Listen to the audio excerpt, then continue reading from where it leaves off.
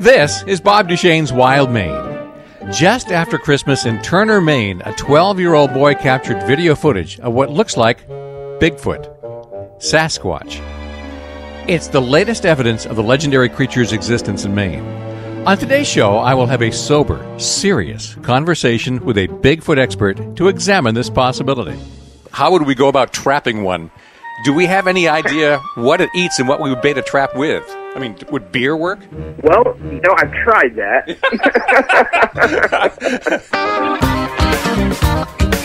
Bigfoot, Sasquatch, Yeti, the abominable snowman. For a mythical creature, this guy sure gets around a lot. If you're like me, you think of Bigfoot as being a myth and often a hoax. If you do think it's real, you think of Bigfoot as being out west. If you're like me, you had no idea that Maine has had more than its fair share of sightings. If you're like me, you had no idea that there is a Maine Bigfoot Society, and it even has its own Facebook page. Some think that Pomola, the Wabanaki evil spirit of legend that was feared to hang around Katahdin, was actually inspired by Bigfoot. When the latest Bigfoot story showed up in the Bangor Daily News last month, I was going to ignore it. Until I found out we have a Bigfoot expert right here in Maine. Bill Brock joins me on the show in a moment. Bob Duchense's Wild Maine is brought to you by Hammond Lumber, Dice Arts, EBS, and Napa Auto Parts. Sometime around the first of the year, a video of Bigfoot was taken in Turner, Maine. My first thought was, who believes this stuff? It turns out a lot of people do, so let me bring on Bill Brock. Hi, Bill. Hey, guy. How's it going, man? It's going pretty good. First of all, who are you? Who am I? I'm a Mainer. I live in Durham, Maine. Actually, it's the home of probably the biggest Bigfoot sighting in history. But, I live here in Durham. I'm the host of a TV show on Discovery Network called Monsters Underground. On Monsters Underground, we basically travel the world looking for cryptids that live underground. I've been into hunting Bigfoot for quite a few years now, and it's just a really intriguing story. Once you really start getting into Bigfoot, it's just the story of the thing is amazing, and all the people that have seen it, it's just such a cool story, So I love Bigfoot. I love the theory of it. I love what it comes with all the history. I just something I'm totally into. Yeah, I didn't realize how many people were into it, but when you start to skim websites on the internet, you find a lot of sites pop up, and a lot of people are really deeply into it, and they have chat rooms and stuff. And I guess the first question is, how much evidence is there that the Bigfoot really exists? Oh, there's a ton of evidence, man. I mean, we have thousands upon thousands of years of documented sightings, and I'm talking, tens and 20,000 years, and it actually goes all the way back to about 38,000 years ago when the Neanderthals and humans kind of split ways, and that's when we really see modern humans starting to draw depictions of these giant ape-like creatures on walls and such. Well, if you really go back that far, you find a lot of people who thought unicorns and mermaids were real, and they drew pictures of them too. So how much credence can you give to evidence that's antiquated? Well, I think that you have to look at what we have, and what we have right now is a large enough sample of evidence that we can actually create patterns. And what I'm really talking about is prints.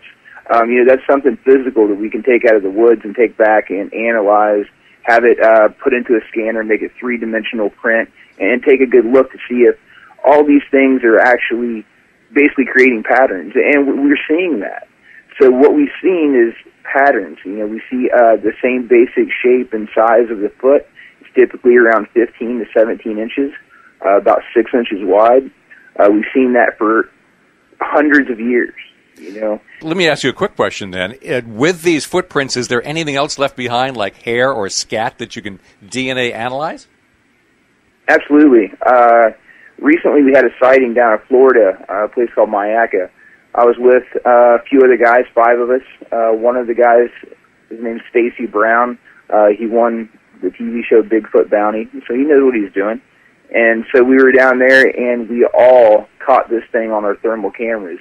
It was massive. It was about 7.5 feet tall, ran right by us, ran right darn near over top of two other guys, and then again ran almost over top of Stacy Brown. He was all scrunched down in a tree, kind of hiding out. But,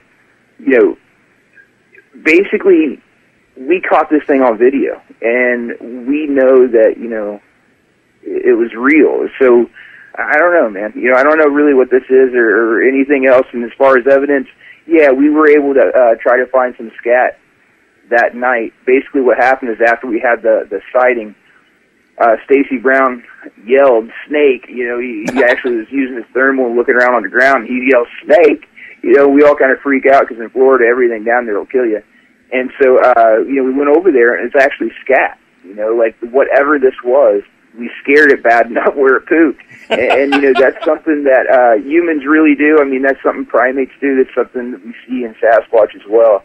We actually sent that off to the lab and had it analyzed. We took some DNA samples, and it came back unknown primate. Now, we don't know.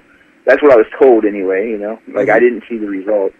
But I assume that is probably because we haven't logged enough DNA yet to actually be able to create that DNA line. You know what I mean? We don't have anything to compare it to.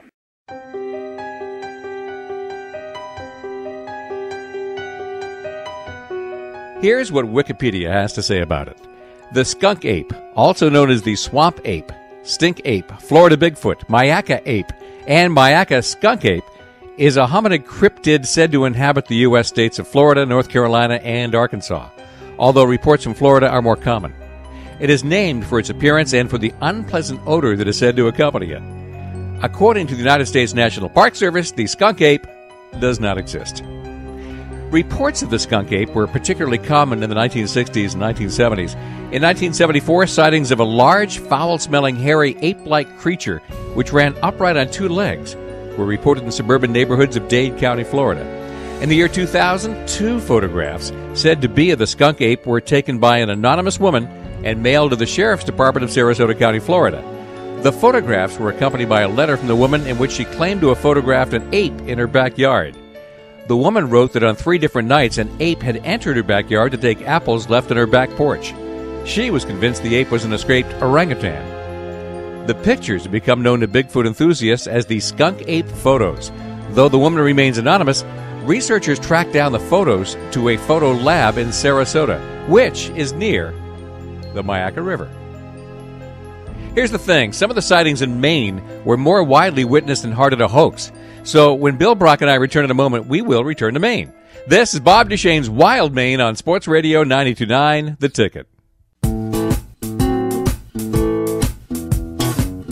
This is Bob Duchenne's Wild Maine on Sports Radio 92.9 The Ticket. We're talking Bigfoot today. Wait, don't change the station. Maine has actually had a lot of sightings. New Hampshire has had half a dozen over the centuries. Vermont, maybe 3 in Massachusetts. Perhaps 13 in New York State, which is a whole lot bigger. But a couple of dozen in Maine, at least.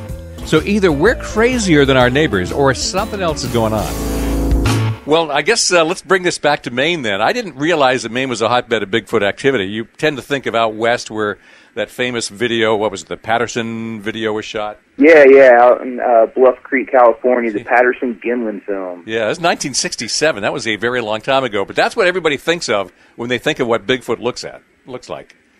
I did not realize we had Bigfoot in Maine.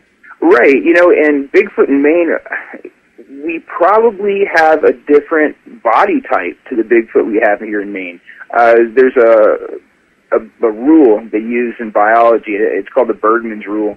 Basically, things close to the equator are small, and as we move away from the equator, they get bigger and larger mass. People recently have looked at some videos that I've put out of a possible Sasquatch filmed in Turner, and they want to say that its body shape is not typical of the other Sasquatches they've seen. Now, with Bergman's rule in your thoughts, there will be a difference in body shape and body type between a Sasquatch that's seen in Florida and a Sasquatch that's seen in Maine. It's a fact. Our history has proved that when you take an animal from a warm climate and stick them in a cold climate, it changes. It changes its body mass in order to deal with that. You're right. Absolutely. Coyotes are different between Maine and, let's say, Colorado. So there's definitely regional differences. The fact that a Sasquatch here looks different than one out west doesn't surprise me at all. Right. I think that we're going to see kind of different body shapes and different body types.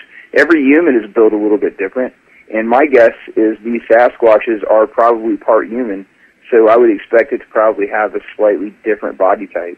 Well, tell me about this Turner one. I became familiar with it when I saw a blog on the Bangor Daily News website somewhere right around the first of the year.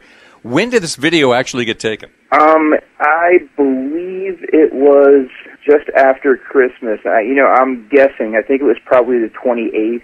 Started to hit the press somewhere around January 1st, January 2nd, thereabouts. So that's what I was assuming was right after Christmas.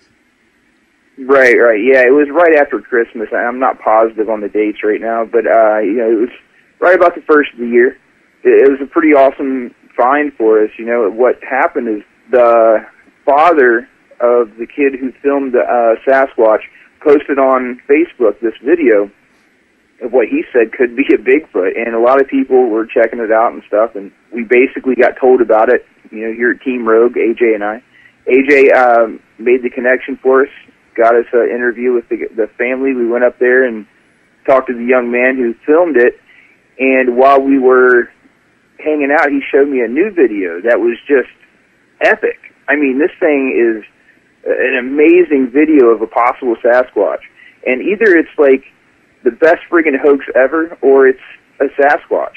And if you really look close at the video that this kid took, there are some things about the possible Sasquatch that really are confusing. If you look at its feet very closely, you can actually see the foot move in ways that humans' feet just don't move. As it pulls its foot, the trailing foot, forward to put it down, the toes and the foot roll back, almost like, it just folded back, the end of the foot. And people believe that Sasquatch has what's called a mid-tarsal break, and so that's kind of like another joint in the middle of the foot. So if all this is true, this video shows that. It shows that mid-tarsal break and the flexing of the foot. And even when it goes to put its foot down, you see the toes roll up. Now, I don't know anyone who can build a suit or a fake foot that's going to do that in such a fluid manner. And if you really take a look at this video, you can see that. You can actually see some muscle under the fur or whatever this thing is. And it's intriguing. I've actually sent this video, raw video that hasn't been uploaded and messed up through YouTube, I sent this to a bunch of people. I even gave it to the news crews here locally. I asked them, I was like, hey, if you can prove that this is not a friggin' Bigfoot, please let me have the proof. Let me put it out there. And none of these news places, none of these news channels were able to do that. They've got some really high-tech video equipment, and if they can't make it to where they can tell if it's real or fake, it's still in question to me, man. I don't know what that was, but it was definitely an amazing video. Well, obviously, you know and I know that there's skeptics in the audience right now who are saying this cannot be real. This is just a fanciful story perpetrated by somebody who wants to pull off a hoax or somebody who makes a living off hoaxes such as this. So let's just address the skepticism right now and get it out of the way so we can have a great talk about Sasquatch and Bigfoot. A skeptic might say, sure, it's got big floppy feet, but you would too if you had swimming flippers on. How would you be able to analyze more carefully what is really going on in a grainy video? Well, what we did is look for physical evidence. That's what you want to do anytime you get any kind of sighting. What we did is we went there and were able to follow a trackway about a half mile through the woods. And it was sporadic, but this trackway was really intriguing. It showed exactly what we saw in that video. It showed about a 15.5 inch foot, along with, that mid-tarsal break I was talking about. And, what I was looking for when I first got there was someplace in the snow where somebody would have walked around, and kind of like tried to put on a suit, and put on flippers, like you said. And, I looked for that. I really did, and so did AJ. We looked hard for that. We even took the drone in the air, and I've got this drone that I'm able to really get a good. You keep a drone for this kind of work now? Oh, absolutely. You know, you need that. You need a way to get up in the air and be able to cover more ground as fast as possible. You know, you need to be able to cover a lot of land really fast, especially if you come across one of these things. These drones have the ability to have first-person view, so you can actually see what's going on while it's flying. So, you know, if we see something, we can actually run it down with the drone. In the last few days of 2014, a 12-year-old boy in Turner, Maine shot some lucky video of a possible Bigfoot. It's up on YouTube. You can go look it up. Bill Brock is an expert on Bigfoot, and he's my guest. Obviously, a lot of people are skeptical. Whenever experts discuss whether we have cougars in Maine, the same argument against them keeps coming up. We'll apply the cougar argument against Bigfoot next when Bob Duchense's Wild Maine returns on Sports Radio 92.9 The Ticket.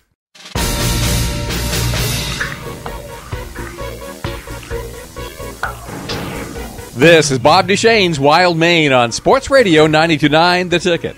Saturday mornings at 9, Sunday mornings at 8. Except this weekend and next weekend. The Saturday shows start at 8 a.m. because it's high school basketball tournament time. And we're always courtside for that. This may be the strangest outdoor topic we have tackled on this show. Bigfoot, Sasquatch. Over the decades, Maine has had a surprising number of encounters with the legendary creature. The last one just 6 weeks ago, backed up by movies and footprints. Bill Brock is a Bigfoot expert. He investigates sightings in Maine. He sorts out the liars and hoaxers from the truth-tellers, and he's my guest this morning.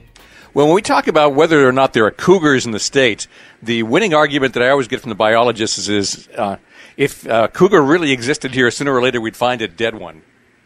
I would think the same thing applies to Sasquatch. If there really existed, wouldn't somebody sooner or later accidentally hit one with a car or find one dead in the woods while hunting? I mean, how come a body has never been found? Well, if you believe in conspiracy theories, and you know, I really just don't. I don't People either. say that there have been Sasquatches killed one way or the other, you know, and the government ends up taking them. Recently, there was a group from, I believe, northern Texas that got shut down. They basically put out a newsletter that said that the government came and shut down all their websites. They shut them all down. They're not allowed to look for Bigfoot anymore. So, you know, if you believe in conspiracy theories and such, that's kind of what you're going to run into. But for myself, I would think that these things are intelligent. I would expect them to probably be on par with humans, modern humans. So it doesn't surprise me that if they would lose one of theirs, that they would find a way to deal with it. Mm-hmm. You know? Well, that would imply that there's a fairly good density of them around in order to be able to take care of the body. Yeah, there has to be like a breeding population, man. There has to be like enough of them where they can keep their species going, you know? So we know there has to be enough for a breeding population, for sure. Well, shouldn't one show up on a trail cam sooner or later? Well, people say they have. I mean, if you look around out there, there are some pretty good photos of them from trail cams. You know, people ask these questions, and, you know, it's hard to, like, speculate on what's really going on as far as, you know, why they're not on the trail cam, why they're not doing this, why they haven't been found. But, you know, for me, I think that these things are extremely intelligent and masters of their environment. I mean, I don't know. Basically what I think Bigfoot is a Neanderthal and a modern human who have basically bred. Mm-hmm. And that is what every white dude in the United States pretty much is, period. I mean, myself, I just have my DNA tested. I'm like 8% Neanderthal. So, you know, my question has always been, where is this Neanderthal with 8% modern human DNA? I'm guessing Congress. Probably. You never know. Yeah. But, yeah, you know, these things, us and Neanderthals had it out about 35,000 years ago. The Neanderthals, they moved north. They moved up into Canada. They moved up there basically to get away from modern humans. And when that happened, they created what I think, and there's facts. This is factual information. They created small groups, small pods, family pods. And we believe that they are still there, and that is what Sasquatch is, because the Neanderthals are 35,000 years away from us, which isn't that far when you talk about the life of the Earth, essentially. It's just a blink of an eye. And so that, for us, is the closest relative that we can find in science that would explain what Bigfoot really is. And it makes sense. Well, something else I suppose that would be supporting evidence for the idea is that Maine is the most forested state in the nation, really. So we would have a lot more places to hide than they would, for instance, in Massachusetts. And as I've started to discover, we actually do have a lot more sightings in Maine than I ever dreamed of. I didn't realize that it had been seen so often. Absolutely. I personally have researched, I would say 20 to 25 sightings right here in Maine. And that's within the last 4 years.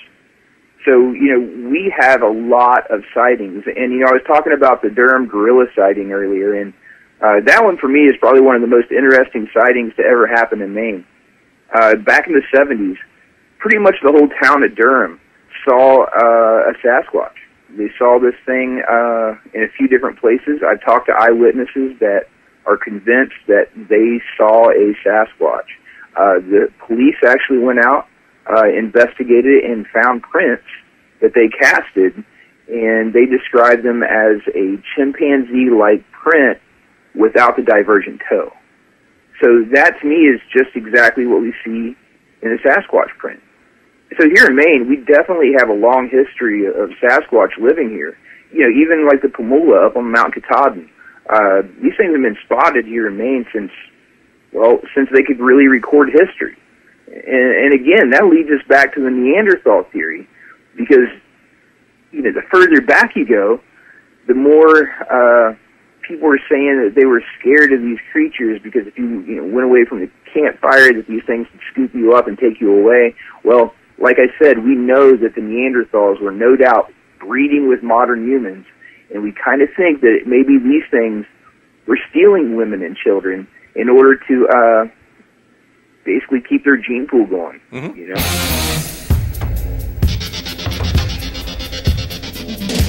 Seriously? Are you buying any of this? On the one hand, I'm pretty skeptical that Bigfoot is stealing women to keep the gene pool going. On the other hand, it would explain Rob Gronkowski. My guest is Bill Brock. He's an expert on cryptids. Cryptids.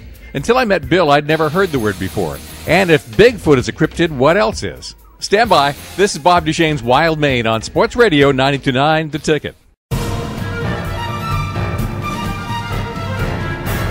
This is Sports Radio 92.9 The Ticket with Bob Duchenne's Wild Maine. Bigfoot has reappeared in Maine. Video shot in Turner just after Christmas shows a large, hairy humanoid shuffling through the woods, leaving tracks. Anytime there's a sighting in Maine, Bill Brock shows up to investigate. Bill is well enough known that he's been on the Discovery Channel. And before we go any further with this, Bill, what is a cryptid? A cryptid is a creature thought to exist, but has yet to be proven through science. So are there other examples of cryptids, something that's not Yeti-like? Here in Maine, we have a lot of cryptids. We have the Cryptozoology Museum here in Maine, which is awesome. And if anybody has any questions about cryptozoology, it's definitely the place to go. Lauren Coleman runs it. He's great. He's definitely probably one of the best cryptozoologists around. Now, you've been fascinated in this stuff for years. What was the triggering event? Was it that Durham gorilla or something else? No, a long time ago, 20 years ago, I spotted what I still think is a Sasquatch. I was fishing a river in Missouri. I was just cruising down the river about waist deep in water, and I saw up ahead what I thought was a bear grabbing fish out of the water. And so basically I cruised up a little bit closer, and this thing stood up and took off.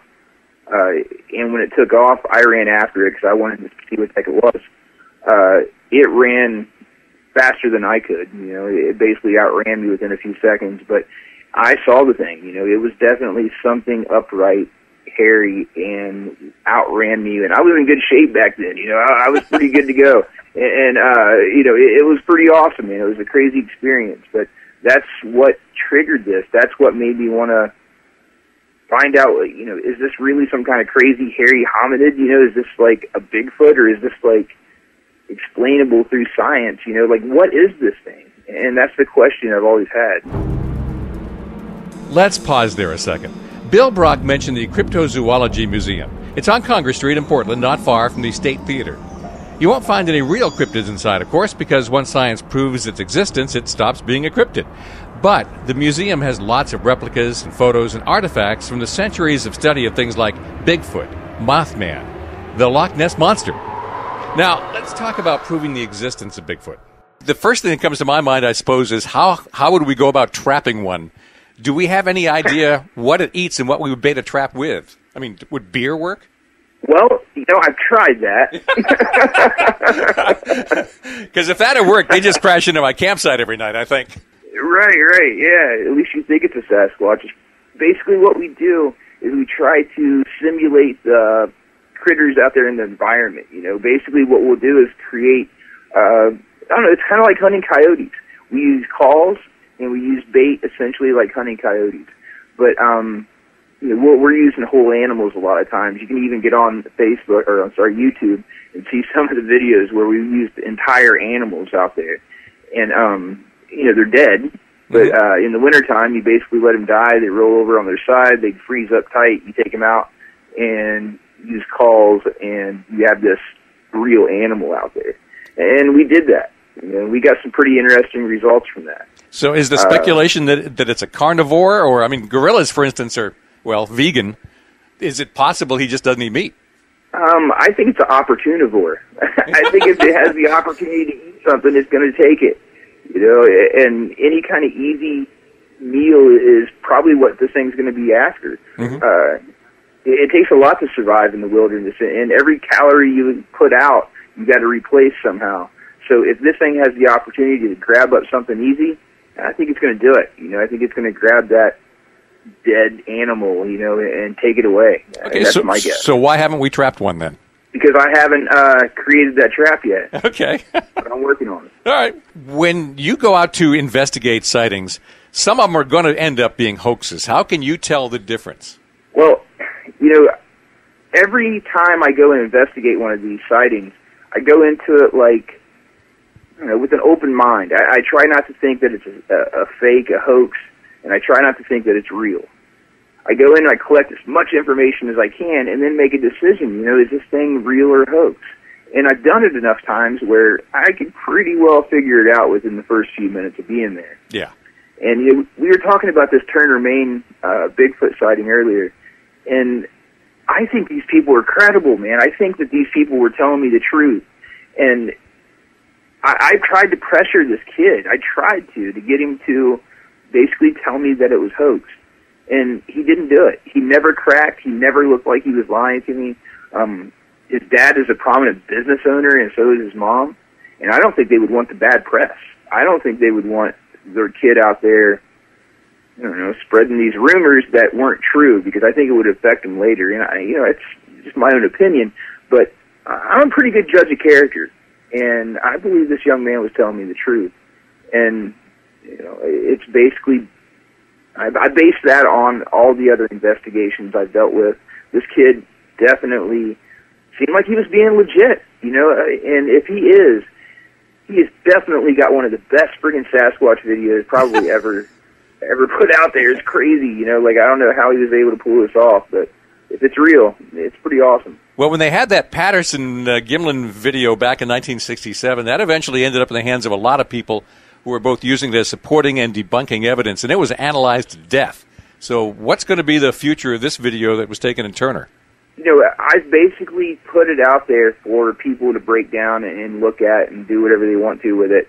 I'd say probably 70-75% of the people out there say that it's a hoax, but I think that those 75% of the people go into it wanting it to be a hoax. You know what I mean? They go into it trying to say, okay, this is fake because of this.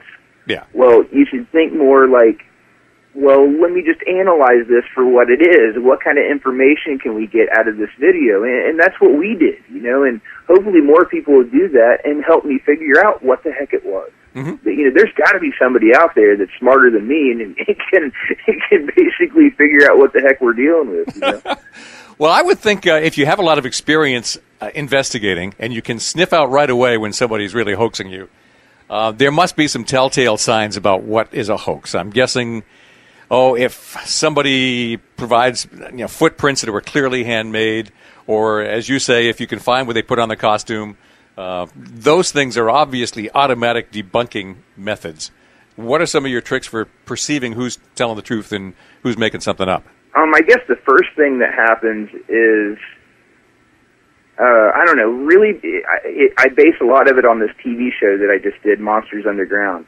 If they contact me through Monsters Underground, I typically am leery right off the bat. I don't know why. But there's a lot of people out there who try to attach themselves to people who are on TV, if that makes any sense. Oh, it does, absolutely. And so, that's kind of the first thing I do. I look at where this report is coming from, whether it's coming from the internet or whether it's coming from a friend of a friend, or, how do I get that report? And that's really the first thing I look at. And I take the reports that are personal a lot more serious. The ones that people come up to me and are like, hey, I saw something in the woods and I don't know what it is, but I'd love for you to come out and try to help us figure out what it is. Mm-hmm. Those are the ones that I like. Those are the ones that I want to go check out. The reports where they show me like a bunch of really amazing footprints and tell me that they have Bigfoot going to their local pool games and stuff. Yeah, those are probably not the ones I'm going to go check out. Yeah. But a lot of people do that. A lot of people say that this thing is like basically living in their backyard, and I don't buy that. I just don't buy that. I think that these animals are going to be in that 1% of the forest that 99% of the humans don't go to. They're not going to be hanging out in your backyard, basically looking for garden vegetables. It's just not going to happen. Yeah. Although some of the sightings tend to be more in southern Maine, obviously because there are more people. But that's where the sightings have tended to be, in Turner and Durham and in Cumberland. I guess there was a series of sightings a few decades ago. Yeah, what we've done over the years is, again, try to find patterns.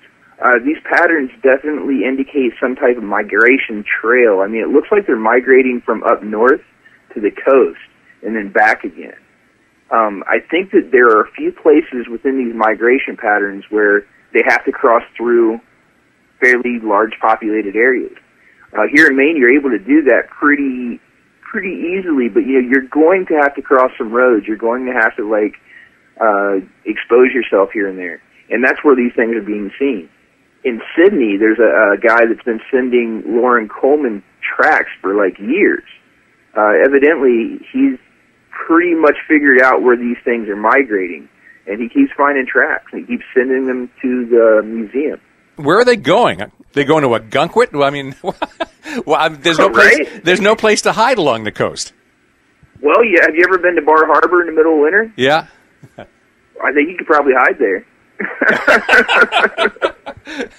There ain't a soul in that town. Well, yeah. But, I think that what they're doing is literally migrating from the Rangeley area of Jackman, right down Skowhegan area, and then straight out to almost Sydney.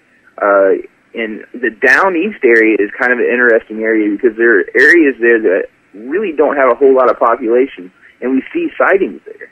So, these things are probably intelligent enough to avoid people at all costs. We're talking Bigfoot, Sasquatch.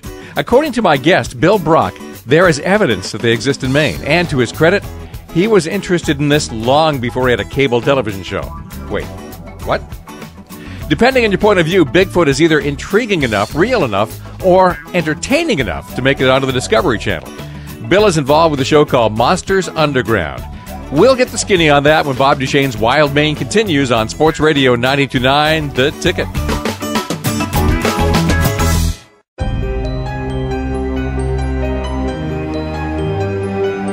You're listening to Sports Radio 92.9 The Ticket. This is Bob Duchense's Wild Maine, and we're a little wilder than usual today. It all started when a 12-year-old boy in Turner captured a video of Bigfoot sneaking through his woods behind the house. You might have seen something about it in the Bangor Daily News in early January. Well, you can argue about whether it's real, whether it's inconclusive, or whether it's a hoax, but you can't argue about whether this has happened before. Maine has had dozens of encounters. Bill Brock investigates all Bigfoot sightings, and that's led to appearances on the Discovery Channel and other cable TV shows, including a program called Monsters Underground. So what is that? Oh, Monsters Underground. It's an amazing show. It is on Destination America and Discovery Channel. We finished out our first season, and we're looking to actually start our second season before long. Hopefully everything works out. It looks pretty good right now, but we're still definitely still working on putting the contracts together, if you will. Mm-hmm. And what our show is about is it's a cryptid hunting show. You know, we go out and we look for cryptids. We chase down sightings, and we try to focus on caves. And the reason we decided to do that is, again, that theory of these creatures most likely live in that 1% where the 99% of humans don't go. It's got to be that way. And some of these caves that we go into are miles deep. I mean, they're just insane. You know, like literally miles under the ground. And so we've gone into places where humans haven't gone for years and years. So, you know, we're really searching the places on Earth that no one else has ever searched. I guess the question that jumps into my mind right away is, you're telling me this creature is, let's say, 10 feet tall, maybe several hundred pounds, doesn't want to be seen. You've just trapped him in a cave. Are you going in armed? I mean, well, or is he coming out mad? What? Basically, this is what we do. We research the cave. We try to figure out where the entrances and exits are. We usually have somebody at those entrances and exits. But most cave systems have multiple entrances and exits. I mean, a lot of them. And so we try to, like, put somebody there, but we don't have that big of a team. So usually what happens is we try to plug up those holes. We go in and try to force whatever it is into a corner, try to get some type of video and DNA out of this creature. Yeah, that's going to put him in a real good mood. Oh yeah, man, we got a pretty badass guy out there with us. His name is Jeremy Bates. He's a pro fighter. He's fought like Evander Holyfield, Andrew Galata. He's about as badass can be. So that's his job, you know, kind of carry the weapon for us and go deal with the monsters, because I don't really want to. But yeah, you know, he carries a weapon, but you just can't really be firing off weapons underground because you're dealing with a lot of gases. Yeah. When you fire a weapon underground, you're taking a pretty serious chance of blowing the whole cave up. Well, Maine Bigfoot Society has a Facebook page. You know, as you can tell, I did my research, and I didn't know there was a Maine Bigfoot Society. What is that? I believe that's actually put together by a guy named Jason.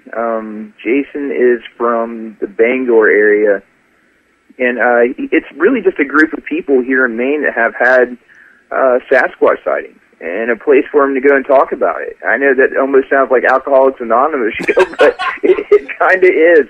But you know, it's a good place for everybody to go and talk about what they've experienced, and hopefully you can meet other people that have had that same experience and try to figure out together what it really was. Well, the website had 504 likes, so he's certainly not alone. Yeah, definitely. And you know, we have a site as well. It's you can just look up Team Rogue, ROGUE, and that is our team here in Maine. Mm-hmm. And if you have a sighting or anything, please let us know, and we'll come out and check it out. You know, and try to get to the bottom of whatever it is that you've experienced. I mean, this is prominent enough that Survivor Bob has gotten involved in this. Oh yeah, Survivor Bob Crowley. He's a good buddy of mine. He's just right down the road here in Durham. Mm-hmm. You know, and hopefully we talked to him about setting up a Bigfoot hunt right at the Maine forest yurts.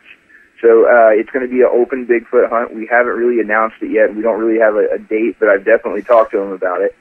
And, you know, I think that would be a lot of fun for people to come out and meet myself, you know, and then also get a chance to meet Bob, who won Survivor. And they are just amazing people, too. You know, the Crowleys are just great people. Yeah. Are there Bigfoot conventions anywhere in the country? Definitely. You know, there's one in Ohio coming up before long. It's considered to be one of the largest conventions in the United States, and it's just the Ohio Bigfoot Convention, I believe. And, there are not really any Bigfoot conventions in the Northeast, which is kind of sad. Actually, I haven't told anybody this either. We're definitely trying to put something together up here for a cryptid Bigfoot type convention. There's a lot of people up here that are interested in it, and I think it would be a really cool thing to do. Well, I know this sounds a little bit snarky, but is it like a Star Trek convention? Or Absolutely. No doubt about it. I've actually talked at a few of these, and basically it is. You got a bunch of people like myself that like to talk Bigfoot, and they put me up in front of a whole bunch of people, and I talk about Bigfoot for an hour. And it works out really good. It's cool, and a lot of people like to come out and hear me talk about Bigfoot and other people for some reason. But it is a lot of fun. It's really cool. It's a lot of fun networking with people with the same interests. I think the big eye-opener for me was when I was skimming some of the national websites, and there was one run by a woman who I guess died in 2013, but it was BigfootEncounters.com, and it actually keeps a state-by-state list of all the sightings, including 16 officially documented sites in Maine. Again, I had no idea we had that many sightings in the state. Yeah, we really do. Pretty much all over the state, too. Like I've been talking about patterns, but really when you look at it statewide, we pretty much have sightings all over the state. In the places that there aren't really sightings, there aren't any people. So, you got to figure that there probably won't be anybody seeing anything there because there's never anybody there. We have millions. I don't even know how many millions of acres that we have here. I think it's like 27 million acres. I don't know. I can't remember. It's something crazy. But like you said, 87% of our state is forested. Plenty of places for it to hide. Well, I get up in the Maine North Woods a lot. So if I ever have some kind of weird encounter, what should I do to document the experience? What should I be looking for signs that, hey, this may actually be a Sasquatch? First call Bill Brock. I'll be there really fast with the drone, and we'll chase that thing down. And then what you want to do is look for physical evidence. First thing you want to do is go over and look for tracks. Try to figure out where that thing was. Once you find tracks, you're going to want to get yourself a paper bag. And I know paper is probably not something a lot of people carry, but paper bags are the best thing to put DNA in. The paper or plastic bags out there, they kind of mess up DNA because the oil base they use to make them. But anyway, get yourself a paper bag. You find anything like hair, scat, anything like that, put it right into a paper bag. And again, contact me. I'll be sure that gets tested, and we'll find out, what it was. But you always want to just look around for physical evidence, Take pictures, measure the prints. Just do everything possible to document everything that you saw and experienced, because the smallest little bit of information could be like the most important. So, do everything you can to really document everything. Now, I guess the obvious question is, I should call you, not a Maine game warden. Are they just going to laugh at me? Jeez, what a question that is. Because I would laugh at me. There are a few game wardens out there that I've personally talked to that have either had experiences themselves or they've had family who have had experiences. So I guess it really just depends on which Maine warden you get, because you could get laughed at and you could have somebody going, really, I saw one too, so it just depends on which guy you get that day, I guess. Well, I'm in politics, so I'm used to getting laughed at, so that's not an issue for me. So how do people reach Bill Brock? You said you have a website, Team Rogue, was it? Yeah, Team Rogue, and we don't have a website up yet. We do have a Facebook site, and we are doing a couple things right now. If they want to get a hold of me, the best thing to do, I guess, is just Google my name, Bill Brock, and you'll see all kinds of ways to contact me. Facebook is probably the best. I use that the most often. Like I said, Team Rogue is another site they can look up. Google that. But yeah, we've got a lot of really cool stuff coming real soon. We actually are going to be shooting 2 feature films, and we're doing that with Corey Norman. Corey is the professor at SMCC for film. He's amazing. He's done some really, really cool projects like the Hanover House and stuff. So I'm excited about that. We've got 2 really awesome feature films coming up. So I think people will really want to pay attention to what we're doing. We've got some really cool things happening. Well, obviously, when I did Google Bill Brock to see how fast it would pop up, because I figured America has to be full of Bill Brocks. It's not that unusual a name. But you came right to the top, so it actually works. That's the way we like it.